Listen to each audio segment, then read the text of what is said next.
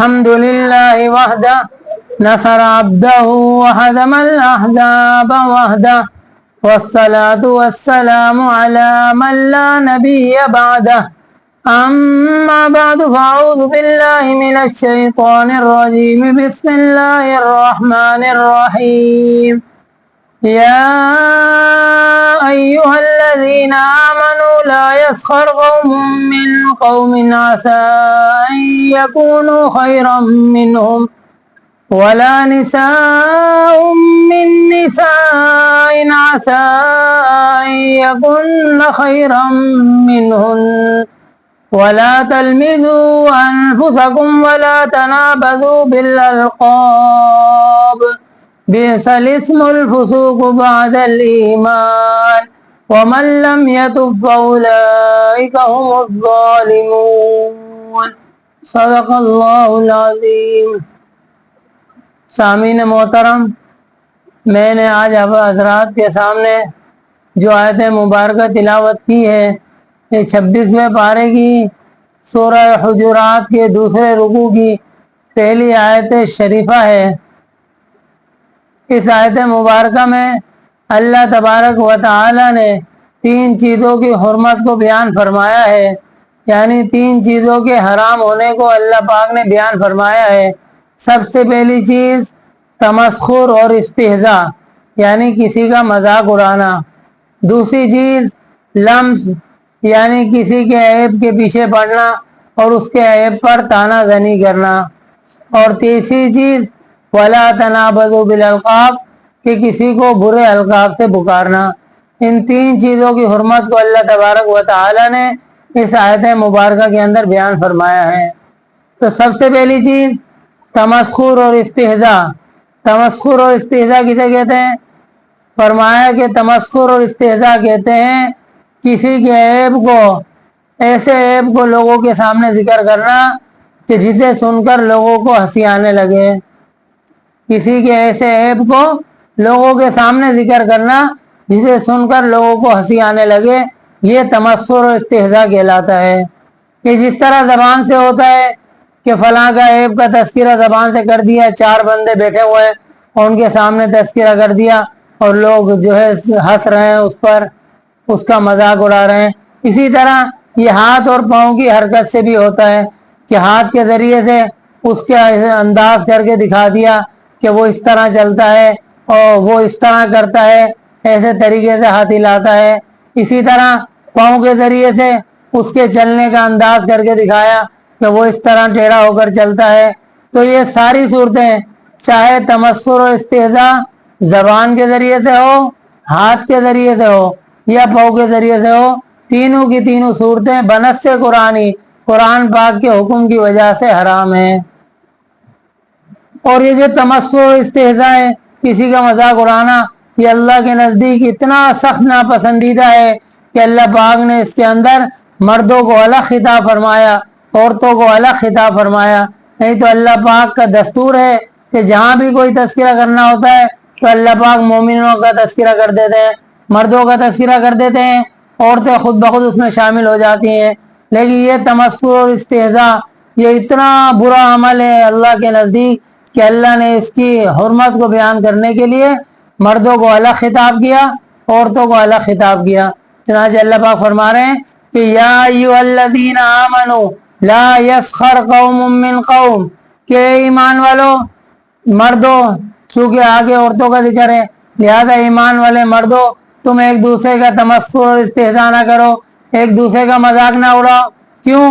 اس کی وجہ بیان فرمائی عسیٰ ان یکونوا خیرا منہم، کہ ہو سکتا ہے کہ جس کا تم مذاق اڑا رہے ہو وہ اللہ کے نزدیک تم سے بہتر ہو۔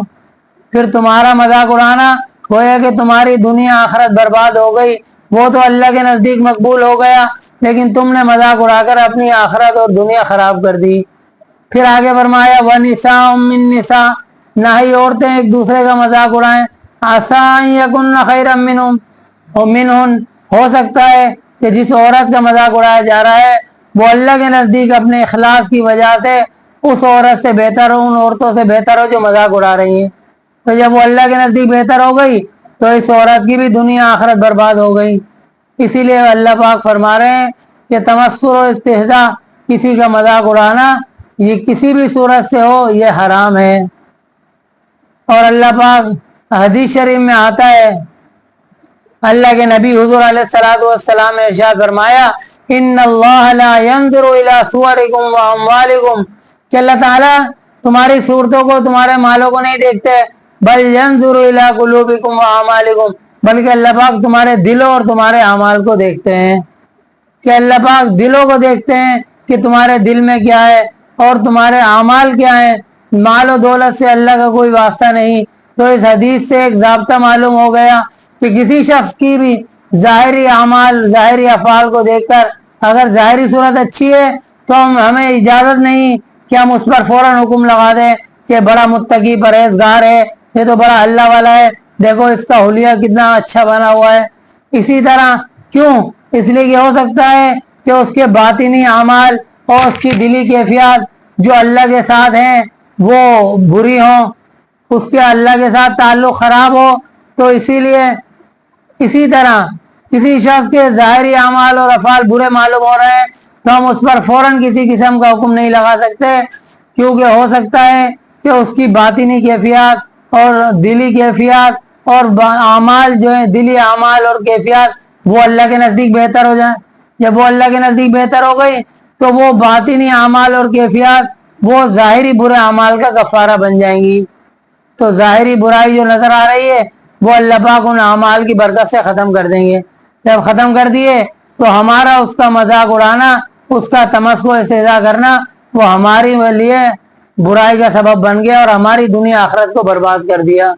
اس آیت شریفہ کی تفسیر آنے کے بعد صحابہ کرام، سلف صالحین یعنی ہمارے اکابر بزرگ اور صحابہ کرام کا یہ حال ہو گیا تھا کہ عمر بن شرجیر رحمہ اللہ فرماتے ہیں کہ اگر میں کسی شخص کو بکری کے تھنوں سے منہ لگا کر دودھ پیتے ہوئے دیکھوں اور میں اس کا مذاق اڑاؤں تو مجھے ڈر ہے کہ کہیں میں بھی ایسا نہ کرنے لگ جاؤں۔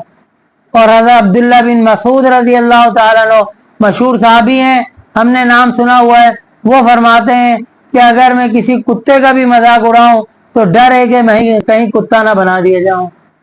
اب ذرا ہم لوگ اپنے دل پر ہاتھ رکھ کر اپنا اپنا جائزہ لیں کہ ہمارا کیا حال ہے، کہ ہمارے دل میں بھی کوئی خوف خدا ہے؟ بلکہ ہمارا تو یہ حال ہے کہ جہاں چار بندے بیٹھے اس وقت ایک بندے کے عیبوں کو ذکر کرنا شروع کر دیا، اس کا تمسخر و استہزاء کرنا شروع کر دیا اور دوسرے چار بندے ہنسنے لگے تو ہم کہتے ہیں بھائی آج تو محفل بڑی جم گئی، آج تو محفل کا بڑا مزہ آ گیا، آج تو محفل بڑی پر رونق ہو گئی۔ یہ پتہ نہیں کہ سامنے والے کا تمسخر و استہزاء کر کے ہم اپنی دنیا آخرت برباد کر گئے۔ اتنا خطرناک عیب ہے، اتنی خطرناک برائی ہے کہ اللہ پاک نے اس کی حرمت کو بیان کرنے کے لیے مردوں کو الگ خطاب کیا، عورتوں کو الگ خطاب کیا۔ اس کے علاوہ دوسری برائی لمز یعنی کسی کے عیب کو تلاش کرنا، اور تیسری برائی تنابز بالالقاب کہ لوگوں کو برے القاب سے پکارنا۔ اس کی تفصیل انشاءاللہ میں آپ حضرات کے سامنے اگلے بیان میں عرض کروں گا۔ اللہ سے دعا ہے کہ اللہ ہمیں اس تمسخر و استہزاء جیسی بری بیماری سے اللہ پاک ہم سب کو بچنے کی توفیق عطا فرمائے۔ وآخر دعوانا